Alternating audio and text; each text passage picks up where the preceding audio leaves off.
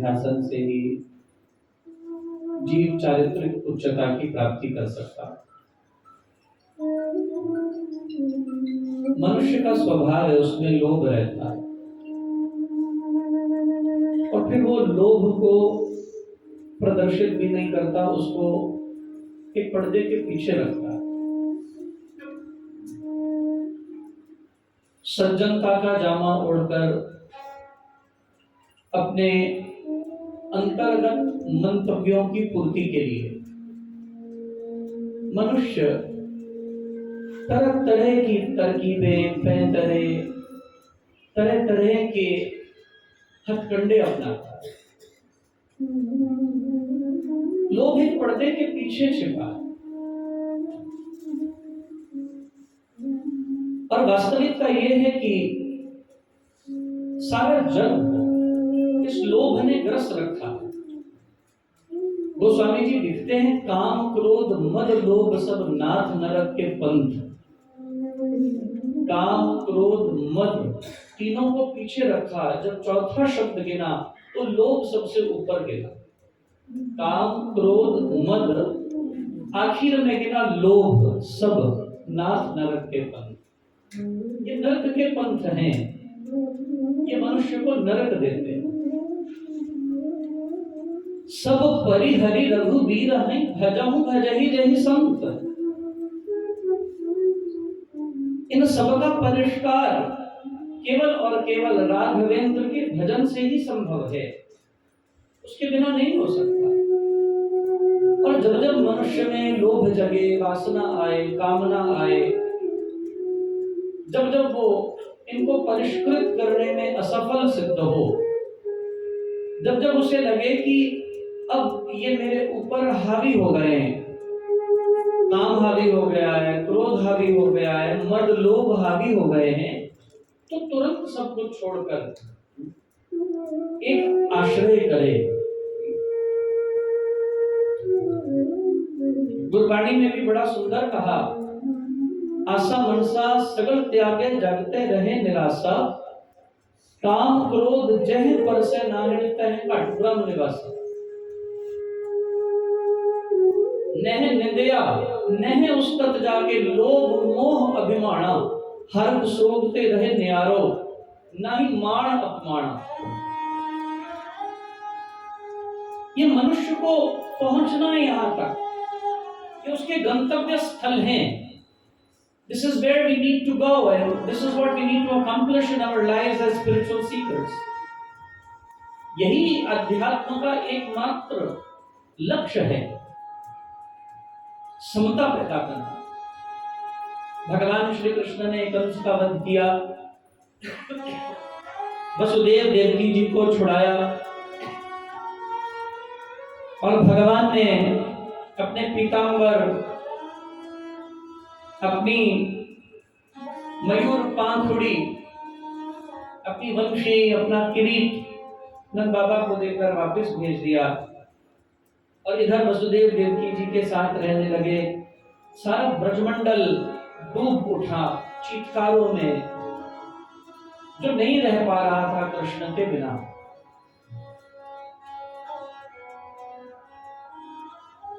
जैसे जीव निष्प्राण हो जाए, ब्रजमंडल केवल देह बची कृष्ण के बिना।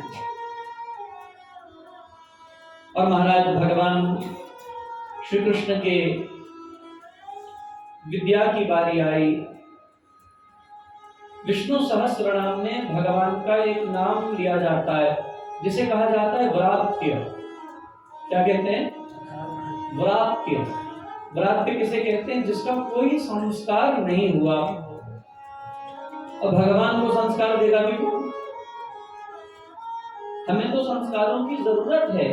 हम मलिनता, मलेच्छता, बुद्धि की अधमता, नकारात्मकता से आते हैं, लेकिन वो तो परम पवित्र है, उसको संस्कार की क्या आवश्यकता है? पावनम च पावनानाम, जो पावनों में पावन, जो पवित्रों में पवित्र, शुद्धों में शुद्ध, वो श्री हरि हैं। उनको क्या आवश्यकता है? इनको विद्या भी कौन दे? लेकिन माता पिता होने के नाते हम कभी कभी बड़ी चिंता करते हैं, समर्थ लोगों की भी चिंता करते हैं। और वसुदेव देवकी जी को भी थी, हमारा पुत्र श्री कृष्ण अहीरों में रहे, ग्वालों में रहे, ये पठित हों, ये पढ़ें। लेकिन उनकी विद्वत्ता, उनकी बौद्धिकता, उनका नजरिया, उनका ब्रह्म ज्ञान देखकर देवकी वसुदेव जी ने कहा, कहाँ पढ़ना चाहेंगे? भगवान श्री कृष्ण ने कहा, यदि मुझे पढ़ना है तो मैं सांदीपनि के यहाँ पढ़ूंगा, मैं द्रोण के पास नहीं जाऊंगा। गुरु के रूप में कई बड़े फरेबी लोग घूम रहे हैं जो गुरुता के नाम पर कलंक हैं। और माफी चाहता हूं बंधुओं, यह हालत हो गई है वर्तमान समाज की। आजकल वेश परिवेश धारण करके दंभी, कृत्रिम, उच्छृंखल, कुटिल, कामी, वासना, इन सब से घिरे हुए नीचाधम लोग आजकल धर्म का प्रचार करने लग गए। देवकी वसुदेव जी ने पूछा भगवान से, प्रभु आपका ये सब कहने का अभिप्राय? भगवान कहते हैं, तुमने द्रोण को नहीं देखा? ये पिताश्री, आप द्रोण को न देख पाए। अर्जुन श्रेष्ठ धनुर्धर नहीं था। अर्जुन ने कहीं भी एकलव्य के बराबर सामीप्य भी नहीं कर सकता था अर्जुन। लेकिन जब द्रोण ने ये देखा कि एक मृतिका की मूर्ति से, एक मिट्टी की मूर्ति से कोई अपने पुरुषार्थ से केवल गुरु भाव करके भी श्रेष्ठता को प्राप्त हो सकता, द्रोण ने अपने अंतर चित्त में अनुभव किया कि ऐसा तो मेरा अपना सिखाया हुआ शिष्य भी नहीं बन पाया।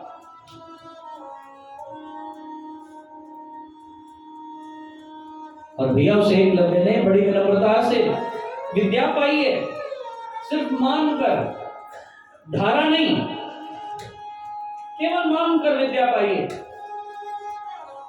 एकलव्य ने जाकर विनय प्रेषित की, वंदना की, प्रार्थना की, नाथ आप क्षत्रियों को सिखाते हैं धनुर्विद्या और मैं अकिंचन, मैं अभागा, केवल वर्ण जाति के अंतर्गत आपसे विद्या पाने से चूक गया। केवल वर्ण के, जाति के प्रभाव से मैं आपसे विद्या न पा पाया। आप क्षत्रियों के गुरु हैं, मैंने आपकी मृतिका की मूर्ति बनाकर आपको पूज कर मैंने आपसे विद्या पाई। मैं आपको कुछ दक्षिणा देना चाहता हूं, भेंट, पूजा अर्पित करना चाहता हूं, क्या दूं? द्रोण ने क्या मांगा? बोलो ना भैया, दाएं हाथ का अंगूठा। क्यों मांगा? इससे प्रत्यंचा कसते हैं, ये अंगूठा कट जाए तो प्रत्यंचा पे वो जोर, बाल का संधान नहीं हो पाए। भगवान ने कहा जो इतना नीच है, जिसके कर्म इतने अपभ्रष्ट हैं, वो कैसा गुरु? गुरु कौन होता है? गुरु वो है भैया जो ऐसा होते हुए देखकर अंगूठा मांगने की जगह अपना अंगूठा दे दे। गुरु वो है शिष्य को श्रेष्ठ बनाने के लिए यदि उसे अपने शीश का बलिदान देना पड़े तो दे। महाराज लिखते हैं भक्ति प्रकाश में, स्वामी सो जन जानिए, जो जाने जन सेव, जो सेवा जाने नहीं, स्वामी न सत्य में। तो सच्चा नहीं है, तो झूठा है। सेवा से ही कोई गुरु बनता है, सेवा ही जीवन का धर्म बने, तभी जीवन श्रेष्ठ है, नहीं तो इस जीवन को, इसको कल जाना था, चला जाए। सेवा के बिना जीवन का कोई महत्व नहीं है। भगवान श्री कृष्ण कहते हैं, हे पिताश्री, जिसने अपने मनोगतों की सिद्धि के लिए, अपने शिष्य को श्रेष्ठ बनाने के लिए अपने ही द्वारा अपने एक दूसरे शिष्य का एक अंगुष्ठ मांग लिया, मैं ऐसे नीचा धन व्यक्ति के पास नहीं जा सकता।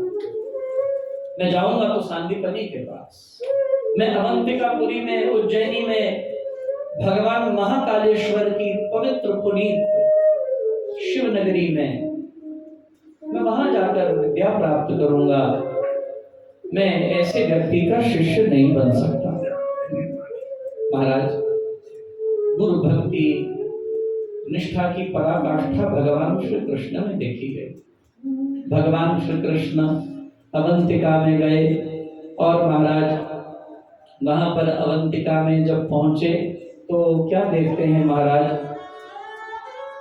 दूर दूर से जिन्होंने भगवान श्री कृष्ण की मंगलमयी गाथा का श्रवण किया है, जो भगवान की मंगलमयी भाव लीलाओं से परिचित है, जुड़े हुए हैं, वो सब लोग भगवान श्री कृष्ण से मिलने के लिए, उनका दर्शन पाने के लिए, प्रणाम करने के लिए, नमनांजलि करने के लिए अर्पित वहां भगवान श्री कृष्ण की प्रतीक्षा में खड़े हैं। और दूर एक गरीब, एक बहुत ही दरिद्र ब्राह्मण, जो अपनी वेशभूषा, अपनी परिस्थिति, अपना धन, इस सब का आकलन करके अपने आप को दूर खड़ा करके भगवान को दूर से अवलोकना।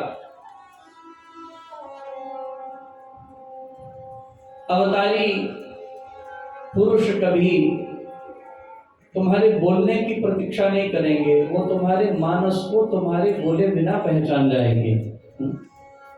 ये अवतारी पुरुषों का लक्षण है।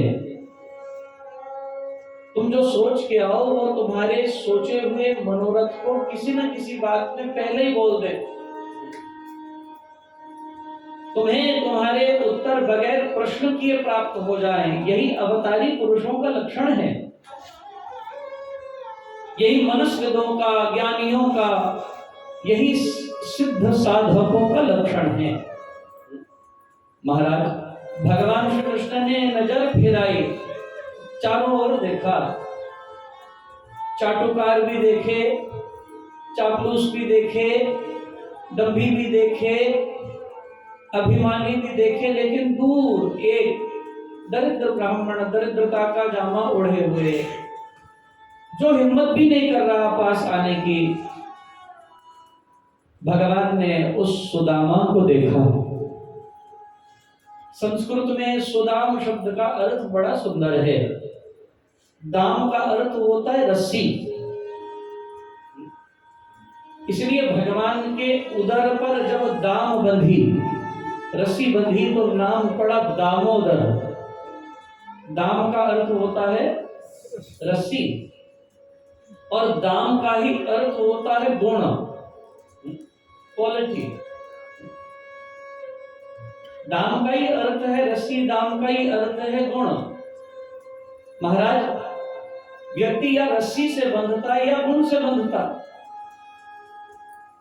आप गुणों से ही बनते हैं ना एक दूसरे से, अब गुण ही आपको दूर करते हैं। सुदाम शब्द का अर्थ है जिसमें सुंदर गुण है, जो सुगुणों से युक्त है, उसका नाम है सुदामा। महाराज, ऐसे सुदामा को भगवान ने देखा। अब तो महाराज भगवान सुदामा को देखकर मुस्कुराए। ये कृष्ण सुदामा के बचपन की बात है, ये पहली मुलाकात। महाराज, आज पहली मुलाकात में नेत्र से नेत्र मिले। भगवान सारी भीड़ को चीरकर सुदामा तक आए, हाथ थामा, गई बहोर गरीब निवाजो। गोस्वामी जी लिखते हैं ये गरीब निवाज है। गई बहोर गरीब निवाजो। गरीब निवाज ने जाकर थामा, दीन दयाल ने हाथ पकड़ा, मिलन हुआ। ठाकुर जी ने कंठ से लगाकर, हृदय से लगाकर समाज को एक संदेश दिया।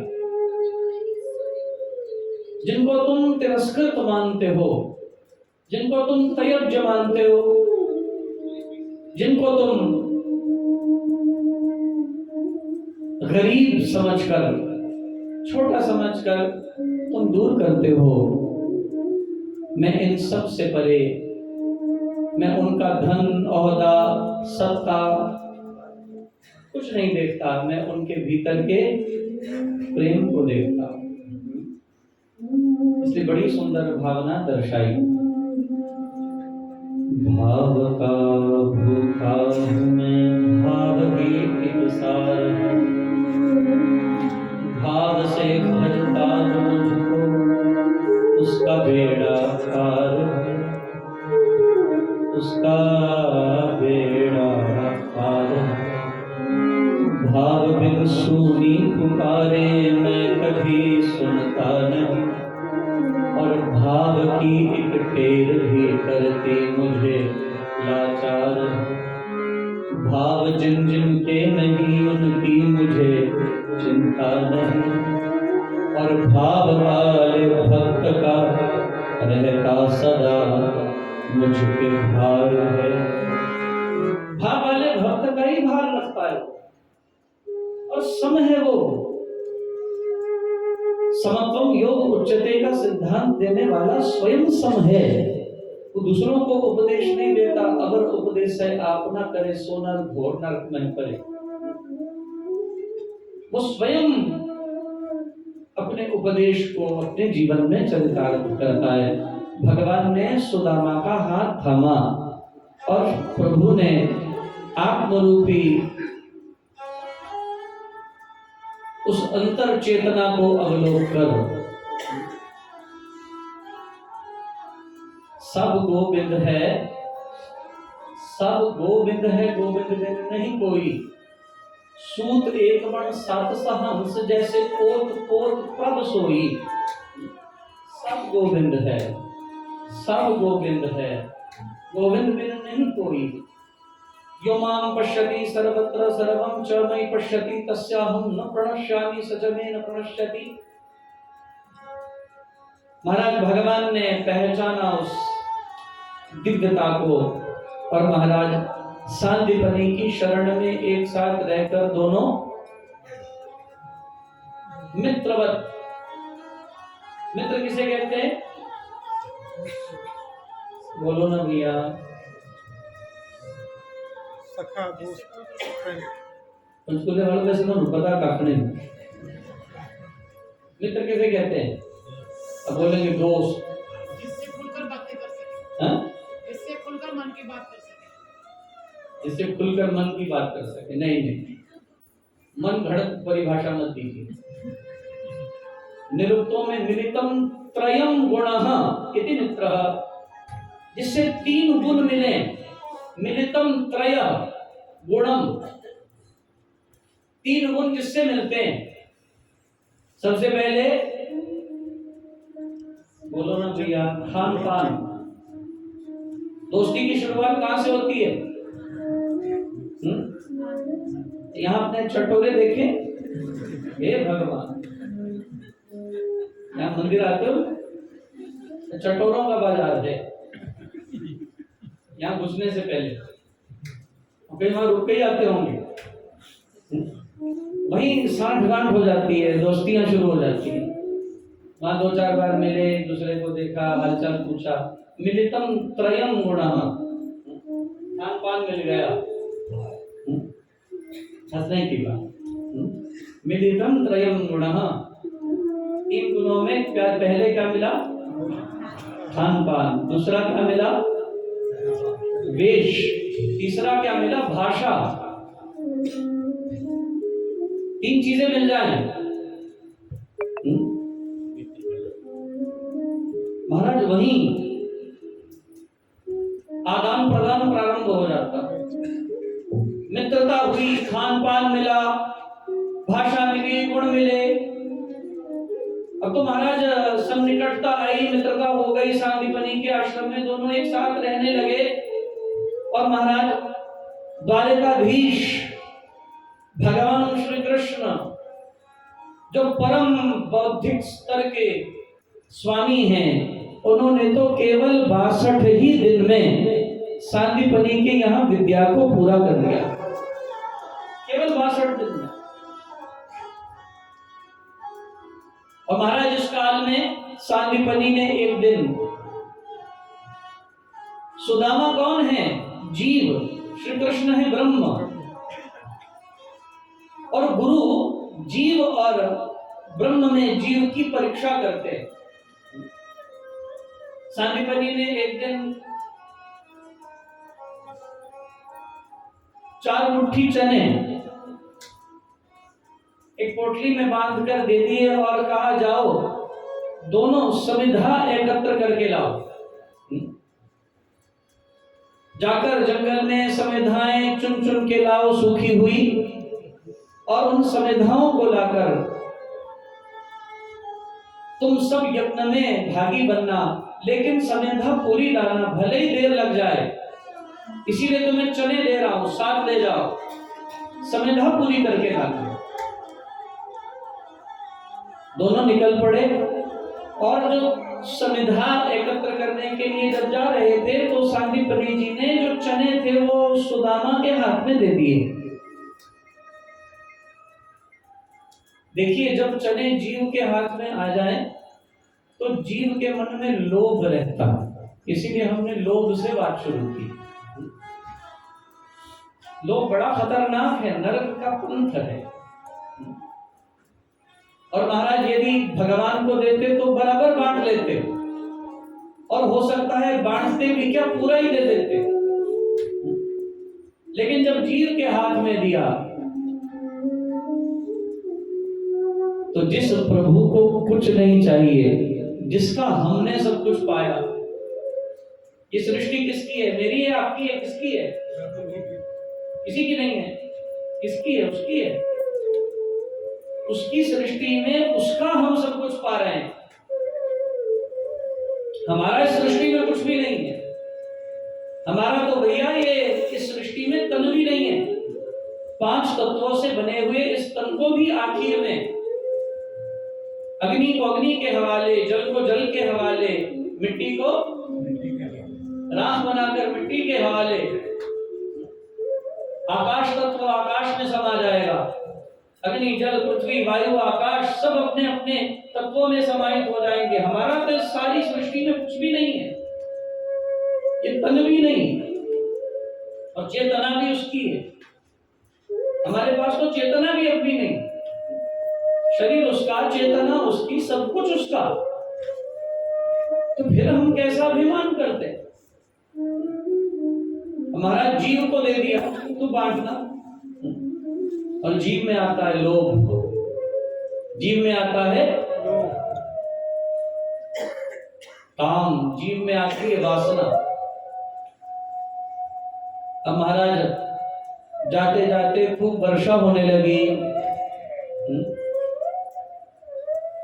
एक वृक्ष पर भगवान ने कहा, सुदामा तुम चढ़ जाओ, दूसरे पर हम चढ़ते हैं। अगल बगल बैठ गए। अब सन्मुख होए जीव मोई जबहि, जन्म कोटि अघना सही तबहि। ये पापवंत कर सहज स्वभाव, भजन मोर तेहि भाव न पाओ।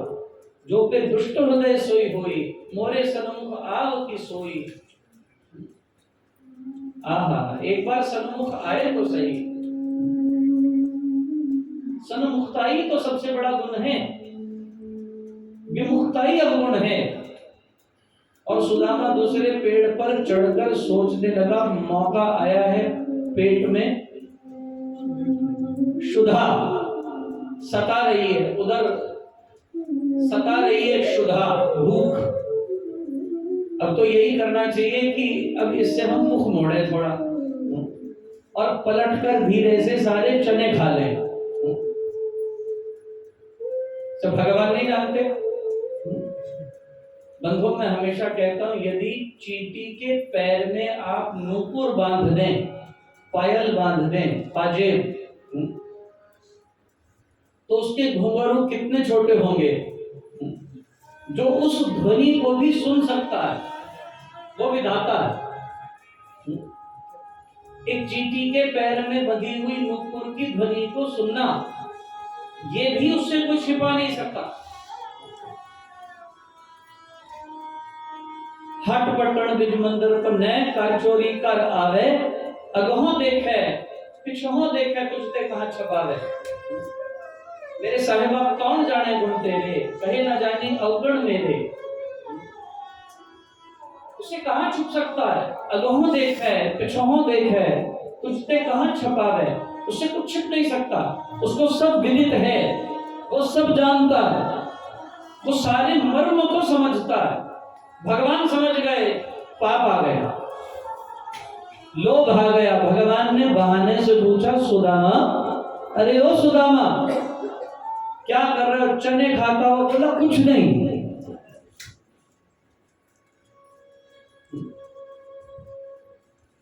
भगवान बोले, कुछ तो कर रहे हो सुदामा, तुम्हारे मुख में कुछ है? बोला नहीं, सर्दी से दांत कटकटा रहे। आपको ऐसे ही लग रहा है, सर्दी से दांत कटकटा रहे हमारे। भगवान ने मन ही मन सोचा, जाने दो, खा ले बेटा। मैं द्रौपदी के अक्षय पात्र से उसके कौर में छिपा हुआ एक चावल का दाना लेकर, एक चावल का दाना लेकर, यदि दुर्वासा के 10,000 शिष्यों के उदर की पूर्ति कर सकता हूं, तो तेरी एक मुट्ठी चावल, तेरे एक मुट्ठी चनों का मोहताज नहीं हूं। खा ले बेटा। सुदामा जी ने जीव बुद्धि से, एक साधक बुद्धि है, एक जीव बुद्धि है। जीव बुद्धि क्या है? अभी का मतलब पूरा करो, आगे की आगे देखेंगे। साधक की बुद्धि क्या है? वो सोचता है आगे गलत तो नहीं होगा, अगर ये अभी का कर्म आगे गलती का बीज बो रहा है तो मैं इसको अभी ठीक कर लूं। ये फर्क है जीव और साधक की बुद्धि में। जीव बुद्धि तो सोचती है अभी भूख लगी, अभी खा लूं, लेकिन ये नहीं समझता इसके हिसाब देने पड़ेंगे।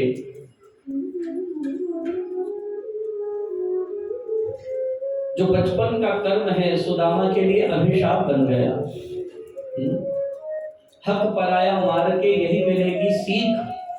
हक पराया, बोलो ना भैया, हक पराया मार के यही मिलेगी सीख। होए सुदामा दरिद्र तुम दर दर मांगो भीख। फिर दरिद्रता आई, दुख आए, तकलीफें आई। महाराज सुदामा के घर में अन्न तक नहीं था। भगवान श्री कृष्ण तो वापस आके 64 दिन में सांदीपनि के यहाँ विद्या पूर्ण करके निकल गए, और इधर सुदामा की शादी हो गई। सुशीला नाम की एक कन्या से विवाह हुआ, और सांदीपनि को बगैर कुछ दिए सुदामा अपना दाम्पत्य जीवन व्यतीत करने लगा। घर में अनाज नहीं था। 4 पुत्र थे सुदामा के, लेकिन घर में अन्न नहीं था। अभिनय करती सुशीला पानी का पतीला भर के चौके पर रख देती और कहती भोजन बन रही है बच्चों। सुदामा को कोसती, कम से कम तुम भीख ही मांग लो। तुम यदि अपने ब्राह्मणत्व से धनार्जन नहीं कर सकते, कम से कम जाके भीख तो मांग सकते हो। लेकिन मैं 4 बच्चों का उदर कैसे भरूं? सुदामा बार बार भगवान श्री कृष्ण की बातें किया करते थे। एक दिन सुशीला ने कह ही दिया, आप बार बार भगवान कृष्ण का नाम लेते हैं, जो स्वयं भगवान हैं, जो स्वयं अधिपति हैं, द्वारकाधीश हैं, एक बार आप जाकर उन्हें अपनी दरिद्रता का परिचय क्यों नहीं देते? वो अपने आप समझ जाएंगे। एक बार जाकर उनसे मिलो। बार बार कहने से एक दिन सुदामा ने कहा, अगर सुशीला मिल भी लो तो कैसे मिलो? हमारे यहाँ कहावत है, राजा जोगी ते बेटी कदे खाली हाथ ना पेटी। राजा जोगी ते बेटी कदे खाली हाथ ना पेटी। मैं खाली हाथ कैसे चला जाऊं? क्या लेके जाऊं? पतिव्रता पतिम प्रामलायता वदनेन सा दरिद्रा सीनमाना सा वेपमाना विनम्य। ये दुखिनी पतिव्रता भूख के मारी कांपती हुई अपनी पड़ोसन के पास गई और जाकर कहने लगी, बहन हमें 4 मुट्ठी चावल उधारे दे सकती हो? 4 मुट्ठी अक्षत। महाराज 4 मुट्ठी अक्षत देकर आई। दरिद्रता ऐसी थी, कोई पात्र भी, कोई वस्त्र भी घर में अच्छा नहीं था। सुशीला ने अपनी फटी हुई साड़ी का पल्लू फाड़कर 4 मुट्ठी चावलों को बांधकर सुदामा को दिए और बोले, जाओ तुम भगवान श्री कृष्ण के पास, मेरे ठाकुर के पास, गोविंद के पास जाकर अनुनय करना, अनुनय प्रेषित करके प्रभु को जाकर बस मिलना, कुछ नहीं कहना, कुछ कहने की जरूरत ही नहीं। महाराज सुदामा भगवान से मिलने के लिए निकले। मन में सोचते ही जा रहे हैं, मैं कितनी बड़ी बड़ी गाथाएं, इनको डींग मारता था, श्री कृष्ण के साथ हमारी कैसी मैत्री है, लेकिन वो हमें पहचानेगा भी? कहाँ वो द्वारकाधीश, कहाँ राजा भोज, कहाँ गंगू तेली? वो पहचानेंगे भी, वो देखकर स्मरण कर भी लेंगे, उन्हें नाम भी नहीं याद होगा हमारा, लेकिन एक विश्वास, एक आस्था, एक श्रद्धा, एक अटल निश्चय लेकर सुदामा निकला था। कृष्ण कृष्ण कृष्ण कृष्ण स्मरण करता हुआ निकल पड़ा।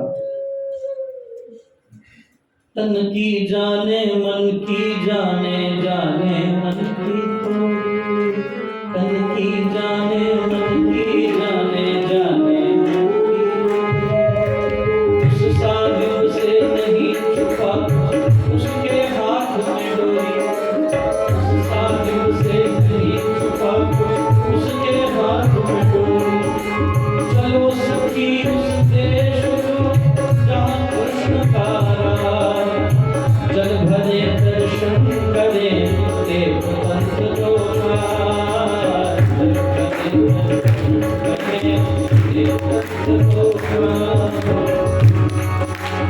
चले श्याम सुंदर से मिलने सुदामा, चले श्याम सुंदर से मिलने सुदामा, चले श्याम सुंदर से मिलने सुदामा, सुंदर से मिलने सुदामा।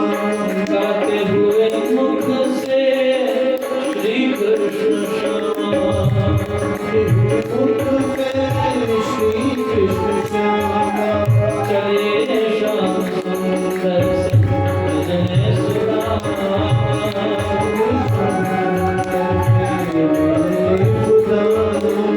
चले श्याम सुंदर से मिलने सुदामा।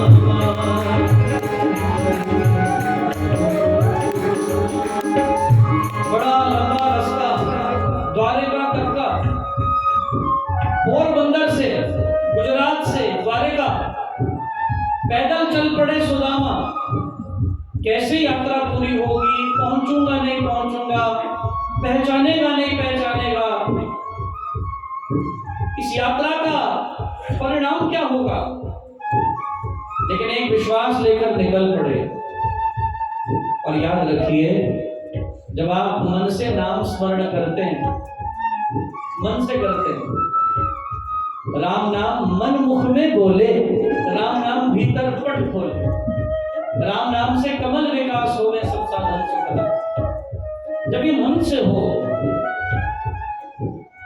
राम नाम मन मुख से गाना, मानो मधुर मनोरथ पाना। ये मधुर मनोरथों की पूर्ति है। जब नाम लेते हो तो नामी का अवतरण अवश्य होता है, नामी जरूर आएगा। आप जानते नहीं जानते,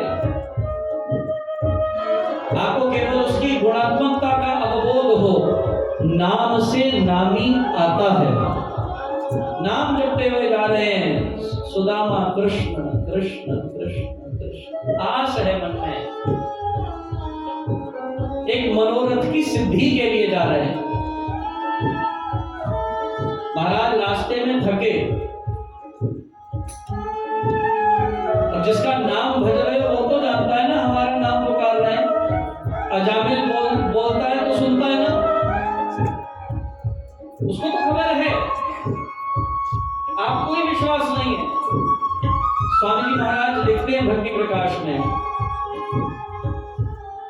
तेरे जब तक पाठ का जाए पहुंच संदेश, तेरे जब तक पाठ का जाए पहुंच संदेश, कह तो जान हाल है पूर्ण पुरुष महेश, हाल है पूर्ण पुरुष महेश।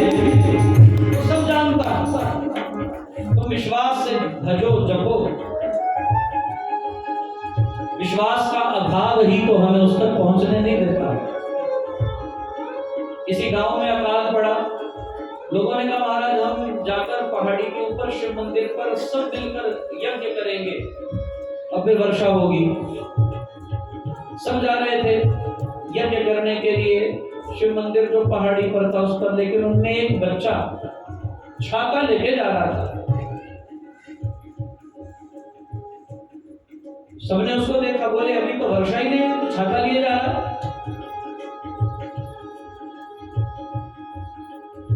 सारे जा रहे हैं यज्ञ करने, लेकिन किसी के हाथ में छाता नहीं है। एक बालक छाता लेकर जा रहा है। लोगों ने उसको भी टोका, पूछा। उसने कहा मुझे पूरा विश्वास है जब यज्ञ पूरा होगा तो वर्षा, बोलो ना भैया, और मैं भीगते हुए आना नहीं चाहता। हजारों की भीड़ में उस एक बालक के विश्वास ने वर्षा कराई। याद रखो, विश्वास की यही कीमत है। विश्वास कभी नहीं हारता। और महाराज ये निकला है केवल विश्वास लेकर। सो गया मार्ग में, थका हुआ सुदामा लेट गया। मन में, अचेतन मन में एक ही शब्द चल रहा है, हे कृष्णा हे कृष्णा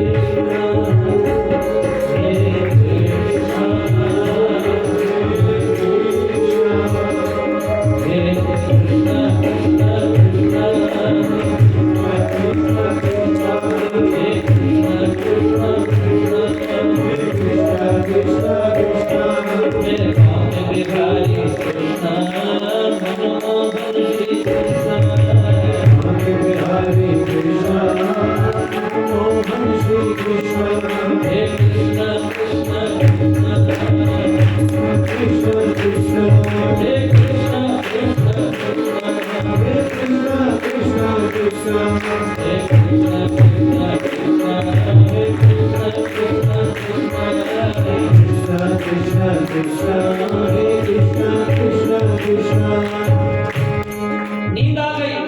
अब चेतन मन में कृष्ण कृष्ण कृष्ण कृष्ण कृष्ण शब्द चल रहा है। और भगवान ने सुनी पुकार। अपनी योग माया के बल से सारी यात्रा काट दी, उठाया सुदामा को और सीधा द्वारिका में। अब महाराज जब आंख खुली, क्या देखकर सोए तो जंगल में थे। आंख खुली तो ये बड़े बड़े महल, अट्टारियां, ये बड़े बड़े प्रासाद, ये बड़े बड़े आवार, ये दिव्य देवालय, ये झूलते हुए झंडे, ये सब दिख रहा है। आखिर कहां गए? दो द्वारपाल खड़े थे। द्वारपालों के पास गया, जाकर प्रार्थना की, और जाकर प्रार्थना करके पूछने लगा, प्रभु ये कौन सी जगह है? बोले इस जगह का नाम द्वारिका है। द्वारिका? हम तो जंगल में सोए थे। द्वारपालों ने कहा, भिखारी कुछ खाया है? लगता है तेरे होश उड़े हुए। जंगल, द्वारिका, क्या बातें कर रहा है? ये द्वारिका है, द्वारिकाधीश की नगरी। बोले आना तो मुझे यही था, ये नहीं खबर हम कैसे पहुंच गए। लेकिन एक बात बताओ, तुम कृष्ण को जानते हो? द्वारपालों ने कहा, औकात में रह के बात कर, अदब से नाम ले, सत्कार से ले। तू जिसकी बात कर रहा है वो द्वारिकाधीश है। बोले तुम्हारे होंगे द्वारिकाधीश, हमारे तो साधु लगते हैं। क्या लगते हैं? साधु कौन होता? बोलो ना भैया। महाराज द्वारपालों ने कहा तुम्हारी बुद्धि फिर गई। साधु? बोले हाँ, ब्रह्मा जी की बेटियां संपदा विपदा दोए। ब्रह्मा जी की दो बेटियां, एक का नाम था संपदा और दूसरी का नाम था विपदा। संपदा ब्याही कृष्ण को और विपदा ब्याही मुझे। संपदा तो उसको मिल गई और विपदा मुझे मिली। तो बोले साधु हुए कि नहीं? द्वारपालों ने कहा, रे भिखारी तेरी बुद्धि फिर गई, जा रास्ता ना। बोले अरे गंभीरता से सुनो, वो हमारे परम मित्र हैं, परम। द्वारपालों ने हुलिया देखा, बोले लगता तो नहीं, कोई औकात विसात का सामने दिखाई नहीं देता। सुदामा ने कहा, बस एक बार मेरा संदेश पहुंचा सकते हो? एक बार जाके कह दो कि सुदामा मिलने आया। बोले ये जो भवन देख रहा है, बड़ा भवन, ये अट्टारी, ये भगवान के राजगृह की अट्टारी है। भगवान यहीं पर दरबार लगाते हैं और अभी प्रभु का दरबार लगा हुआ है। भगवान अपने राजगृह, राजद्वार पर अभी सबकी पुकार श्रवण कर रहे हैं। तू भी पंक्ति में लग जा। बोले एक बार जाकर हमारी पुकार पहुंचा दो। अरे द्वारपालों, कन्हैया से कह दो,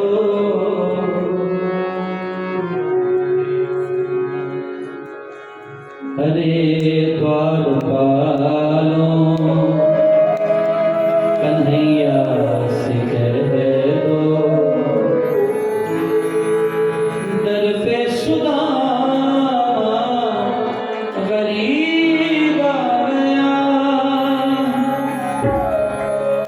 अरे द्वारपालों, कन्हैया से कह दो, अरे द्वारपालों, कन्हैया से कह दो, मेरे सुदामा गरीब आ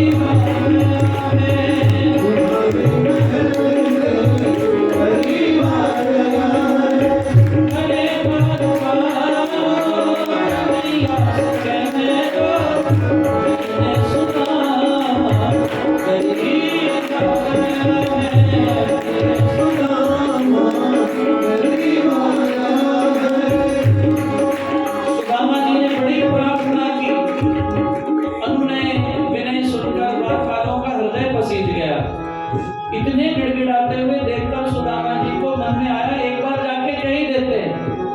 बोले अच्छा ठहर, हम जाते हैं। भीतर गए और भगवान को परिचय क्या दिया? न सर पे है पगड़ी, न कंधे पे नामा, न सर पे है पगड़ी, न कंधे पे नामा। बता दो कन्हैया को नाम है सुदामा, बता दो कन्हैया को नाम है सुदामा। एक बार मोह से,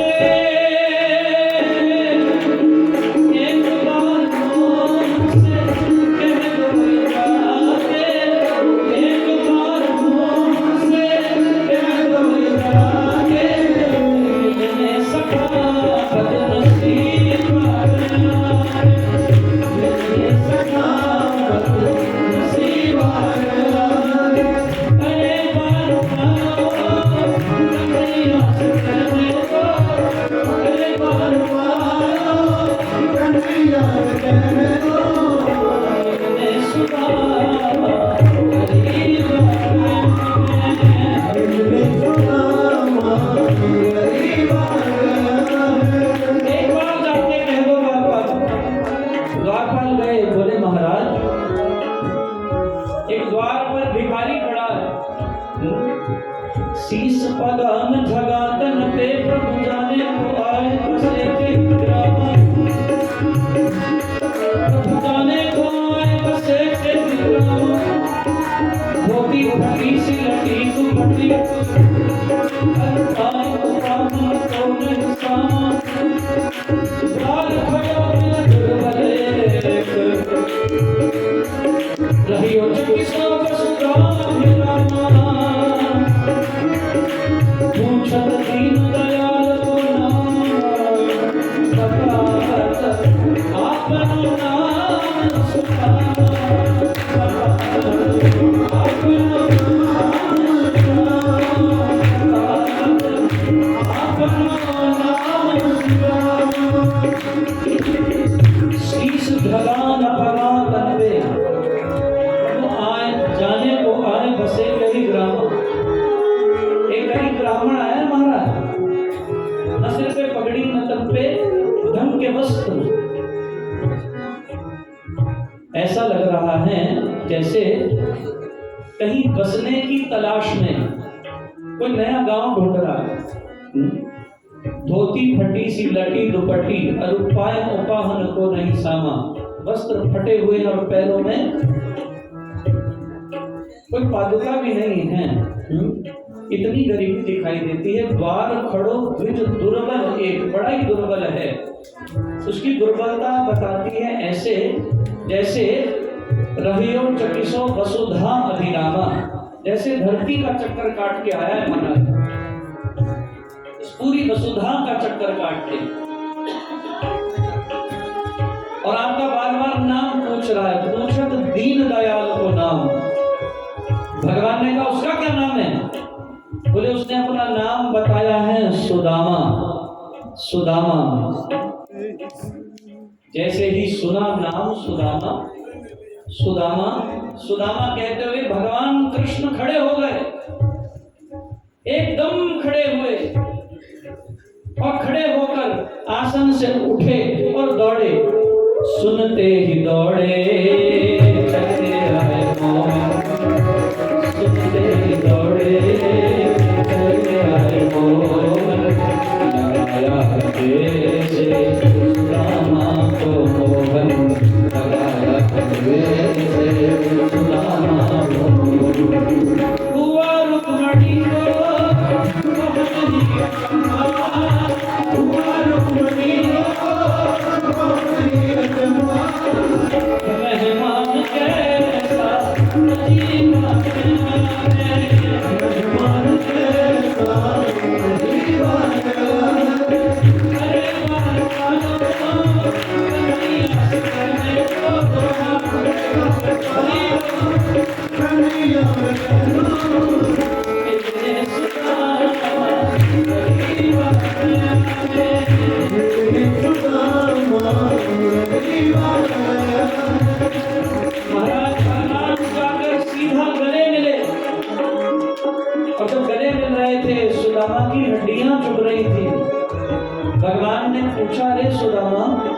क्या हाल बना रखा है, मेरे पास आया क्यों नहीं? सुदामा ने कहा आया हूं ना नाथ। भगवान ने हाथ पकड़ा और ले चले, हाथ पकड़कर सारी द्वारिका देख रही है। द्वारिकाधीश आज किसका हाथ पकड़कर ले जा रहे हैं? और रुक्मिणी जी को भी बड़ा अचंभा हुआ, कौन ऐसा व्यक्ति है जिसको कृष्ण इतना प्रेम करते हैं? और क्या किया प्रभु ने? बराबर में सुदामा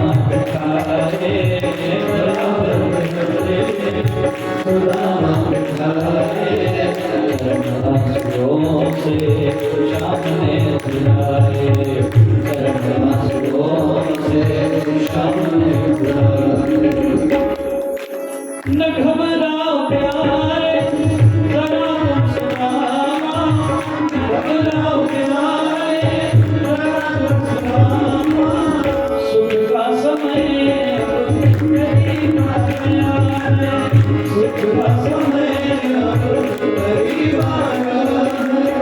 अरे बार बार दुनिया कहने दो, अरे बार बार दुनिया कहने दो।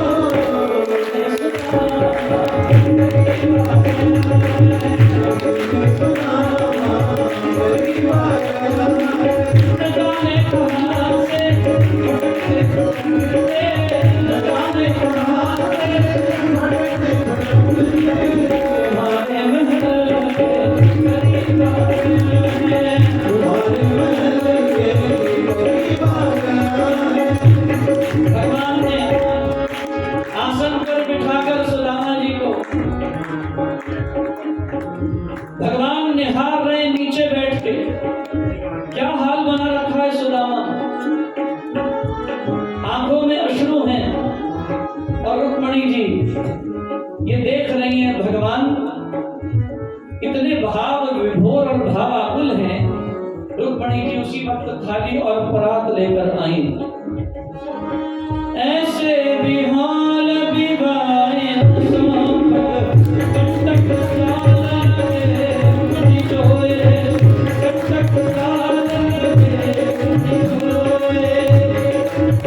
आए महापुरुष आए सखा तुम, आए किसे दिन हुए, आए किसे दिन हुए। भगवान चरणों को देख रहे हैं। ऐसे बिहाल बिवाइन को पद कंटक जाल लगे पुरी जोए। एक दो कांटे नहीं, कांटों का जाल पांवों में था। भगवान कांटे निकाल रहे हैं और आंखों से अश्रु निकल रहे। अरे तूने इतना दुख पाया तो आया क्यों नहीं? आए कितने न कितने दिन होए। देख सुदामा की दीन दशा, करुणा करके करुणा निधि रोए, करुणा करके करुणा निधि रोए। पानी परात को हाथ छुओ, पानी परात को हाथ छुओ, नैन के जल से कप धोए, नैन के जल से कप धोए। रुक्मिणी की वाणी परात पीछे कर दी। अपने नेत्रों के जल से भगवान सुदामा के चरण पखारने लगे। महाराज भगवान ने कहा सुदामा क्या हाल बना रखा है? सुदामा जी ने कहा पूछो मत कृष्ण, एक महीने में कितनी बार एकादशी आती है? बोलो ना भैया। एक शुक्ल पक्ष में और एक कृष्ण पक्ष में। और मैं खुद नहीं आया कृष्ण, तेरी भाभी ने मुझे भेजा। हिम्मत नहीं थी आपके पास आने की, लेकिन सुनो अपनी भाभी का संदेश। भगवान ने कहा क्या हुआ? एक मास द्वैपायन में दुई एकादशी हुए। एक महीने में दो एकादशियां होती हैं कृष्ण। जिस दिन एकादशी होती है उस दिन अन्न नहीं खाते। लेकिन सुनो हे प्रभु, एक मास द्वैपाक में कोई एकादशी हुए, मेरे घर को पालती नित्य एकादशी हुए, मेरे घर को पालती नित्य एकादशी हुए। हमारे घर में तो प्रभु रोज एकादशी होती है। भगवान ने हाथ पकड़ा, आंसू झर रहे थे, सुदामा के भी और श्री कृष्ण के। भगवान ने कहा, सुन सुदामा, होनी थी सो हो गई, अब ना ऐसी हुए, होनी थी सो हो गई, अब ना ऐसी हुए, होनी थी सो हो गई, अब ना ऐसी हो, होनी थी सो हो गई, अब ना ऐसी हो। तेरे घर मेरी भाभी नित्य द्वादशी हो, नित्य द्वादशी हो। अब तेरे घर रोज द्वादशी होगी, रोज अन्न बनेगा, तो चिंता छोड़ दे। न घबराओ प्यारे, जरा तुम सुदामा, सुख का समय करीब आ गया है, सुख का समय करीब आ गया है। अरे मार पालो कन्हैया से कहने दो, अरे मार पालो कन्हैया से कहने दो, मिलने सुदामा करीब आ गया है, मिलने सुदामा करीब आ गया है। भगवान ने चरण धुलाए, कक्ष में ले गए, देखा सुदामा की बगल में एक पोटली है, जो बड़ी मुश्किल से छुपा छुपा के अपनी कांख में दबा रहा है। हिम्मत नहीं हो रही भैया। भगवान समझ गए, जरूर ये दरिद्र तो कुछ ला नहीं सकता, हमारी भाभी ने हमारे लिए कुछ भेजा होगा।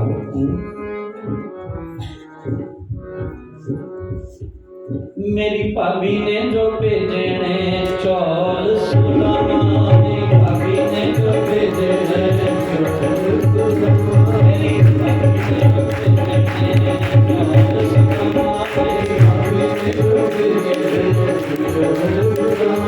क्यों रखे ने लुका के कुछ बोल सुदामा, रखे ने लुका के कुछ बोल सुदामा। तू है मेरा यार पुराना, तू है मेरा यार पुराना, भूलना नहीं तू लुक लुक खाना, भूलना नहीं तू लुक लुक खाना। पहला छोले खा गया सी, पहला छोले खा गया सी, कुछ बोल सुदामा, पहला छोले खा गया सी, कुछ बोल सुदामा। मेरी भाभी ने जो भेजे ने चौल सुदामा, भाभी ने जो भेजे ने चौल सुदामा। और रखे ने लुका के कुछ बोल सुदामा, रखे ने लुका के कुछ बोल सुदामा। भगवान ने कहा ये ऐसे नहीं देगा। भगवान ने बात छेड़ी, तेरी शादी हुई तूने हमें बुलाया। सुदामा ने कहा, गरीबों की कैसी शादी कृष्ण, तुम्हारी हुई तुमने भी नहीं बुलाया, तुमने याद किया। भगवान ने कहा, हमें तो पता ही नहीं चला, हमें तो रुक्मणी जी ने पत्र लिखा और हमें तो अनायास भागना पड़ा। अभी अमेरिका में 14 दिन केवल रुक्मणी पत्र पर मैं भागवत कर रहा हूँ, केवल 14 दिन एक ही विषय पर, रुक्मणी मंगल पे, और वो अद्भुत प्रणय, इस प्रणय में भगवान की प्रति जीव की कैसे प्रणय होनी चाहिए, वो रुक्मणी मंगल में आया। जरूर सुनिएगा ऑनलाइन। भगवान ने कहा, रुक्मणी जी ने पत्र लिखा और हमें भागना पड़ा। हमें कहाँ पता था शादी होगी, हो गई। तेरी बीवी तुझे भी तो बुलाना चाहिए था। कितने बच्चे तेरे? बोले 4। तो कितनी आ गई? बोले ये तो पता नहीं, बस हो गए। भगवान ने कहा, कितने बड़े हैं? तो सुदामा ने झट से ऐसे हाथ किया, छोटे वाला इतना है, तो आंख खुल गई, तो पोटली नीचे गिर गई। भगवान ने झट से उठाई, सुदामा छीनने लगा पोटली, बहाने से भगवान ने पोटली ले ली और कच्चे चावल खाओ तो क्या होता है? हाँ, पेट में दर्द होता है। तुमने खा के देखे थे? पेट में दर्द होता है। इतनी भूख लगी आप लोग की कच्चे खा लिए? कच्चे चावल खाने से पेट में दर्द होता है। रुक्मणी जी दूर से खड़ी, साक्षात लक्ष्मी, श्रीष्ठते लक्ष्मी, दूर से देख रही है दोनों मित्रों की बातों को। और भगवान ने पोटली खोली और पहले मुट्ठी का भोग लगाया, एक लोक का धन एक मुट्ठी चावल में पहुंचा दिया। दूसरी मुट्ठी उठाई, मुट्ठी भर के खाई, दूसरे लोक का वैभव दान दे दिया। तीसरी मुट्ठी खाने ही लगे थे, रुक्मणी जी आ गई, हाथ पकड़ लिया, अपने घर में भी कुछ रख लो, सारा कुछ ही दे देंगे। 3 लोक का वैभव, ये तो 4 मुट्ठी लाया है। कहीं ऐसा ना हो जैसे वामन ने बलि के 3 पगों में सब कुछ नाप लिया, भगवान का ये सब कुछ ले। रुक्मणी जी ने आके रोका, बोले नाथ पेट में दर्द होगी। भगवान समझ गए, बोले लक्ष्मी है ना, हमें समझ आया किसके पेट में दर्द हो रही है। इसे देते हुए देखा नहीं जाता। भगवान ने कहा कोई बात नहीं, तू भी राजी रहे। 2 लोग का वैभव हमने दे दिया। सुदामा को अपने पास रखा और सुदामा को पास रख के खूब आनंद किया। 1 मास भर बीत गया, सुदामा भगवान के पास रहा। सुदामा ने 1 मास के बाद कहा, प्रभु अब आप अनुमति दे दें तो बड़ी कृपा हो। भगवान ने कहा, सुदामा ठीक है, हमने काफी समय व्यतीत किया, अब तुम जाने की अभिलाषा रखते हो तो कोई दिक्कत नहीं, लेकिन ऐसे नहीं रुखसत कर सकता। तुम्हें थोड़ी भेंट पूजा तो दे। महाराज मन प्रसन्न हो गया सुदामा का। मन में सोचने लगा कि 16,108 रानियां एक दमड़ी भी लाए, एक सिक्का भी लाए, तो बोलो ना जी, लाएंगे तो अपनी औकात से ही। हमारा भगवान ने कहा सबको माथा टेको, सारे राजनीतिज्ञों को, सभी सभासदों को, सबको कहा माथा टेको। सुदामा के तो भाग खुल गए, महाराज आगे ढेर लग गया धन का। सुदामा बड़ा खुश है, बड़ा प्रसन्न है, कमाल हो गया। अगले जन्म की दरिद्रता का भी नाश हो गया, अब तो हम कभी दरिद्र नहीं रहेंगे। भगवान ने कहा सुदामा, तो हमने आज सारी द्वारिका के गरीबों को बुलाया है। आज सारी द्वारिका के भिखारी, गरीब, दरिद्र, ये सब इकट्ठे किए हैं कि ये जो तुम्हें मिला है तुम इन सब में बांट दो। पंजाबी भी कहने फिटे मुंह थे।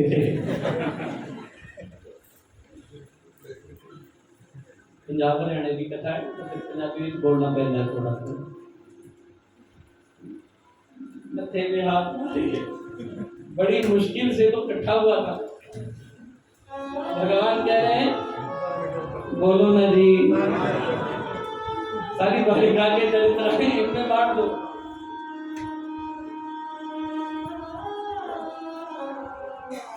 पंजाबियां ही गल है, बड़े हंजू कट रहे सी उदों दा, बड़े मेरे कांटे कटे, हंजू बहाए, सब बेकार थे, कोई मतलब नहीं। गरीबों में बांट दो। मैं गरीब नहीं हूं, मैं नहीं दिखता, लेकिन भगवान तो परीक्षा करते हैं, यही चीज की परीक्षा है। दे चुके हैं, विश्वकर्मा को बुलवाकर पोरबंदर में महल बनवा दिया था, धन धान्य पूर्ण कर दिया था, लेकिन इसको नहीं पता चलने दिया। क्योंकि इसका स्वभाव है ये हक रख लेता। इसको नहीं बताया, वहां पहुंचा दिया। महाराज अब तो भगवान ने कहा ये सब आए हैं, ये पंक्ति लगाएंगे सुदामा, ये सब धन तुम इन्हें देते रहो। अब महाराज सुदामा को खड़ा कर दिया। इसको ही कहते हैं to put someone in the spot. उसको डाल दिया वहां, खड़ा कर दिया, उसके हाथ से दिलवाए जा रहे हैं। जैसे जैसे दे रहा है दाम, देना तो आता नहीं, लेना आता, दिल घट रहा। हाय गया, हाय गया, हाय गया, सारा बट गया। 2-4 भिखारी बच गए।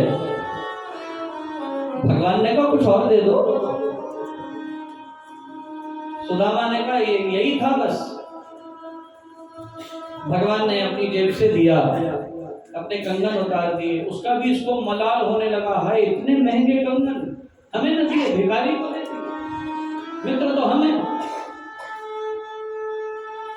तो भगवान ने कहा अच्छा, आपको बहुत बहुत प्रणाम और वंदन, अब आप प्रस्थान करें। देख रहा भगवान को, उधर प्रस्थान करें।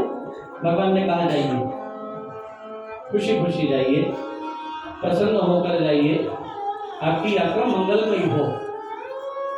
सुदामा 2-4 कदम बढ़ा, सड़ता कुड़ता, अंदर ही अंदर गालियां बकता हुआ जा रहा है। सुबाने का क्या फायदा था, पैर धोने का क्या फायदा था, ऐसे ही रुखसत कर दिया। भगवान ने आवाज मारी, ए सुदामा जरा सुनो सुनो सुनो जरा। सुदामा झट से मुड़ के देखता है, पीछे की ओर देखा। भगवान ने कहा ये जो राजवस्त्र है ये उतार दो। अब तो महाराज जले पे नमक छिड़कने वाली बात थी। अब तो जहरीले आहत शाम को तुम डंडे से छेड़ रहे हो, ऐसा था। तो सुदामा पगला गया। वस्त्र उतारे महाराज, सारे रास्ते उड़ता सड़ता जा रहा है। तब तो योग माया से उठा लिया, हमें वहां बुला लिया, पैदल ही छोड़ दिया, रथ ही दे देता। इतनी सुख सुविधाएं, एक रथ ही भेज देता हमारे साथ, क्या जाता था इसका। कम से कम सुविधा से पहुंच जाते। वहां 1 महीना हमारा बर्बाद कर दिया, हम 2-4 कथा ही कर लेते। नहीं बिठाए रखा, सारा धन बंटवा दिया। महाराज सड़ता कुड़ता किसी तरह पोरबंदर पहुंचा। वहां जाकर देखा घर ही नहीं मिल रहा, घर ही नहीं मिल रहा। घर कहाँ गया? घर तो नया बन गया, रेनोवेशन नहीं की है भगवान ने। बोलो ना भैया, नया बनवा दिया, विश्वकर्मा से नया महल बनवा दिया। ढूंढ रहा है लोगों से पूछ पूछ कर, बोले वही तुम्हारा घर है, वही जाओ देखो। लोग भी थोड़ा आनंद लेना चाहते थे, नहीं बताया कि तुम्हारा घर नया बन गया है। बोले जाओ देखो। सुशीला सजी धजी बाहर आई, उसे पहचाना ही नहीं। बोल पूछा बहन जी, यहाँ एक सुशीला रहती थी। बोली बहन जी के बच्चे मैं ही हूं, ध्यान से देख, मैं ही हूं सुशीला। बोले मैं दूसरा घर तो नहीं बसा लिया? सुशीला बोली ना, कैसी बात कर रहे हैं? आपके मित्र श्री कृष्ण के प्रताप प्रभाव से महल बन गया। विश्वकर्मा को बुलाकर भगवान ने महल बना के धन धन पूर्ण कर दिया। ये कृष्ण कृपा है। उसी वक्त आंसुओं से डगडगा उठा, वही धरती पर गिर गया। मैंने क्या किया, मैं उसे क्या समझ रहा हूं? याद रखो बंधु, वो देता है पर दिखाता नहीं। तुझे देते किसी को न देखा, आपने सबकी झोली भरी। कमली वाले की महफिल सजी है, उनकी रहमत का झूमर सा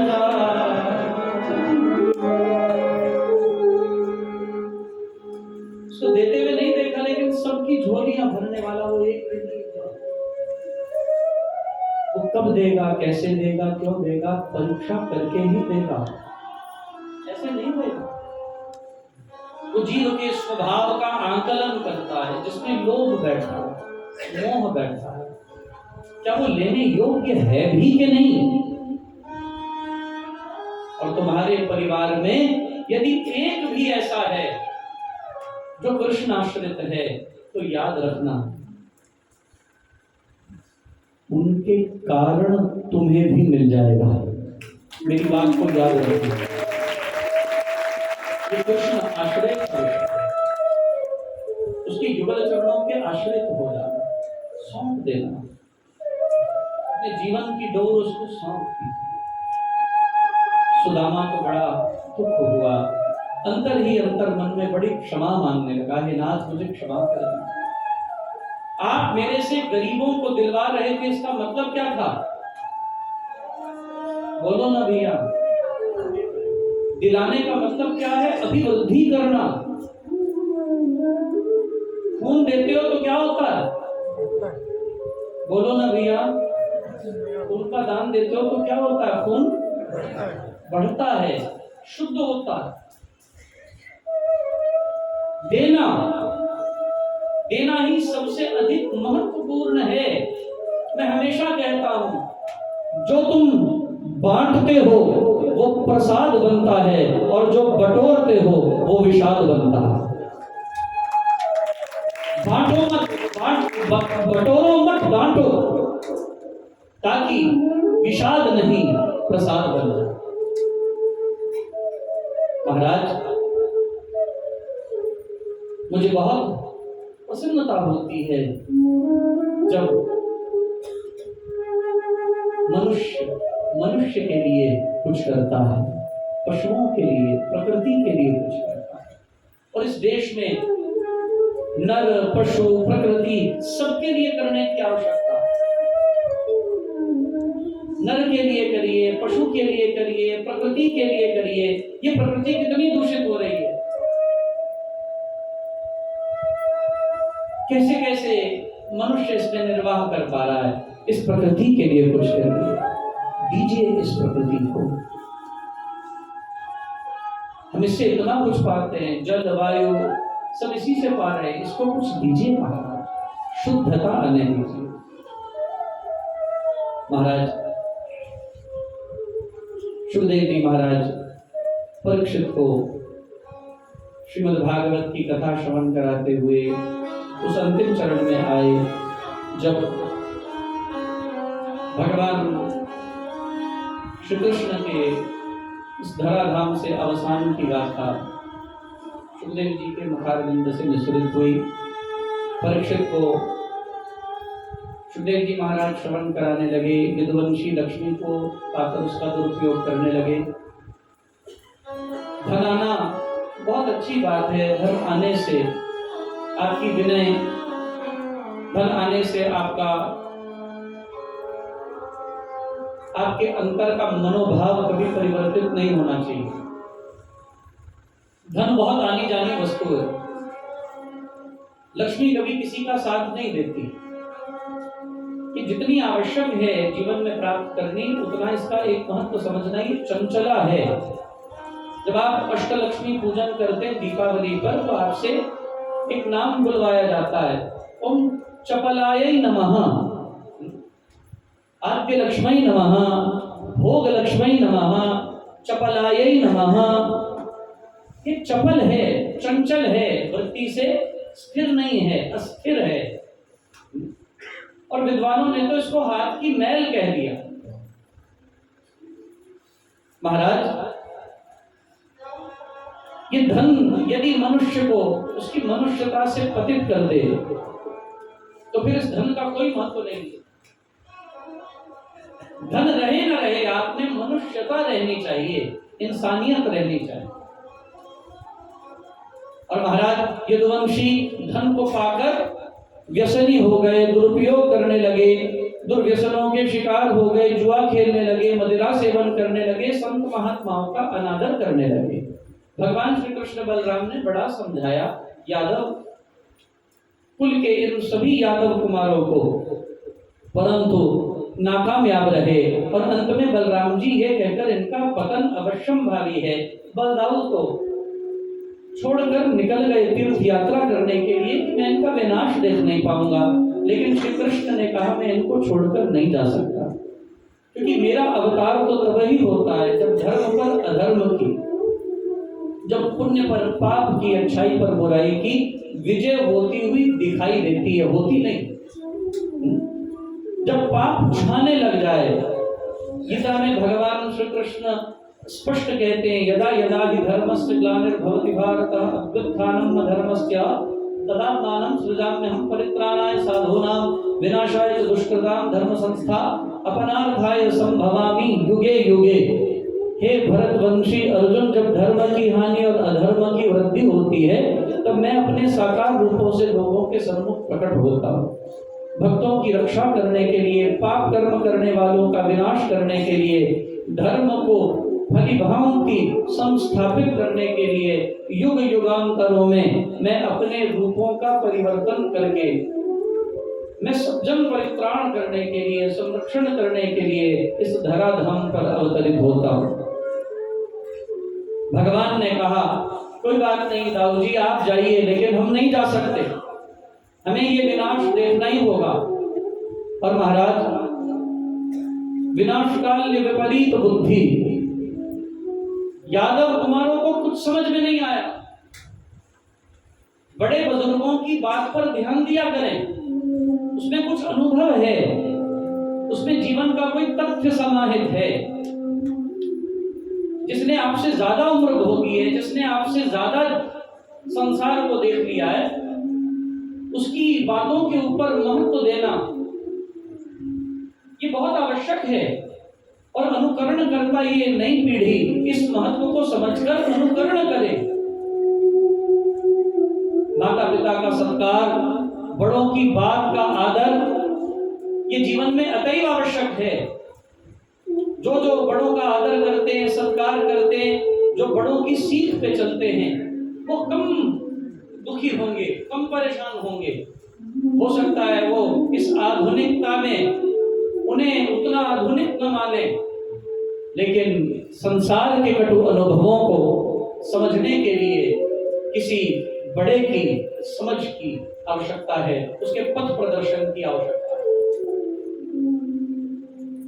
भैया, जब हरिद्वार में साधु सन्यासी वृद्ध हो जाते, जो अपनी गादी दे चुके हैं अपने उत्तराधिकारियों को, जिन्होंने अब कहीं आना जाना छोड़ दिया, तो मैं उनके पास जाकर बैठा करता, उनसे बात किया करता, उनसे शास्त्रीय मर्मों को समझा करता।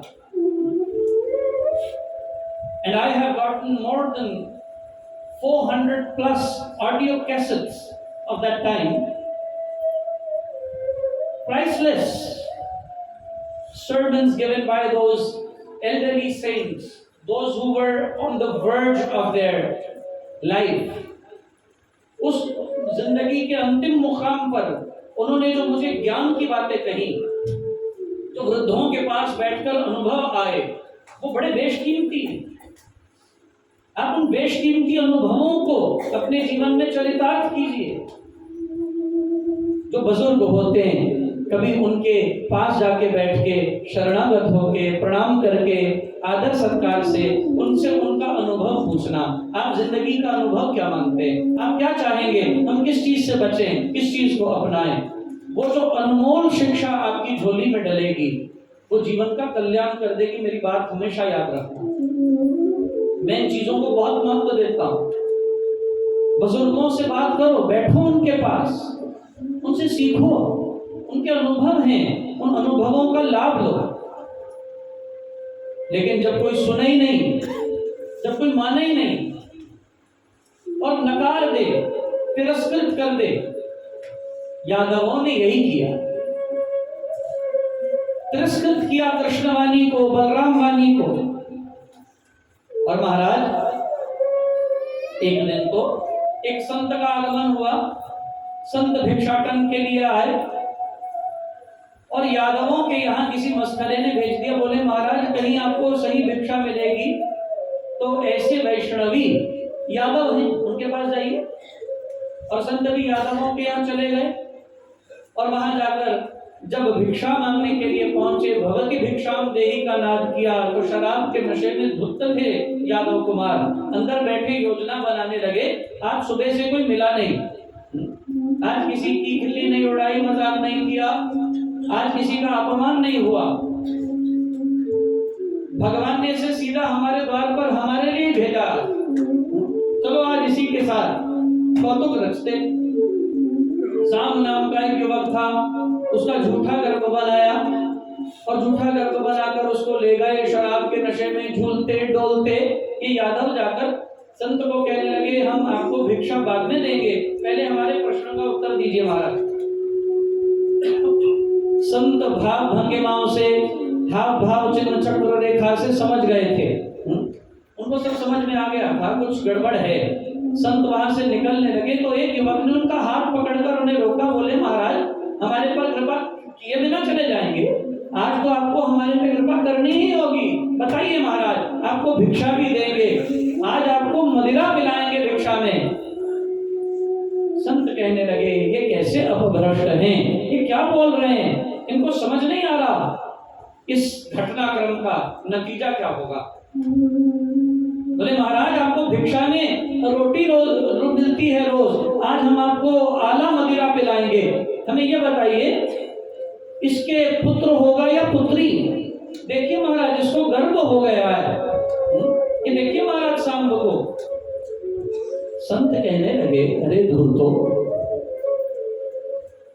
तुम हमें बुद्धिहीन समझते हो, तुम एक युवक का झूठा गर्भ बनाकर हमसे पूछ रहे हो इसको पुत्र होगा पुत्री, तुम हमें भिक्षा में मदिरा पिलाओगे। जिस कुल में श्री कृष्ण संतों की झूठी पत्तल उठाते अश्वमेध यज्ञ में, तुम उन संतों को मदिरा पिलाओगे। तुम उन संतों से पूछते हो इस युवक को पुत्र होगा कि पुत्री। तुम्हें शर्म आनी चाहिए थी, जिस कुल में राम आए कृष्ण आए तुम उसको कलंकित कर रहे हो, दूषित कर रहे हो। तुम्हारी ये हास परिहास उपहास की सीमाओं का लंघन हो चुका है और ये तुम अगर आज लांघ गए तो हमेशा लांघते जाओ। फिर आज मैं नहीं, मेरे बाद आने वाले कितने ही संत अपमानित होंगे। इस अपमान की जड़ को मैं आज काट डालूंगा, इस अपमान की जड़ का आज मैं उन्मूलन करूंगा। ना तो इसके पुत्र होगा ना इसके पुत्री होगी, इससे मूसल उत्पन्न होगा जो मूसल सारे यादव कुल के विनाश का हेतु बनेगा। संत ने शाप दिया, कुपित होकर क्रोधित होकर संत वहां से निकले। यादव कुमार भयभीत हो गए, क्षमा मांगने लगे, लेकिन संतों ने एक न सुनी। महाराज भयभीत होकर यादव कुमार सोचने लगे अब क्या होगा, और यदि शाप फलित हो गया तो हम क्या बताएंगे, श्री कृष्ण को क्या उत्तर देंगे। महाराज सांब को छुपाने लगे। सांब को गर्भ हो गया और गर्भ से मूसल हुआ। मूसल को देखकर और डर गए, मूसल के रजकन बनाकर समुद्र के किनारे फेंक दिए। एक टुकड़ा बचा था वो भी वही समुद्र में डाल दिया और उन रजकनों से घास की उत्पत्ति हुई।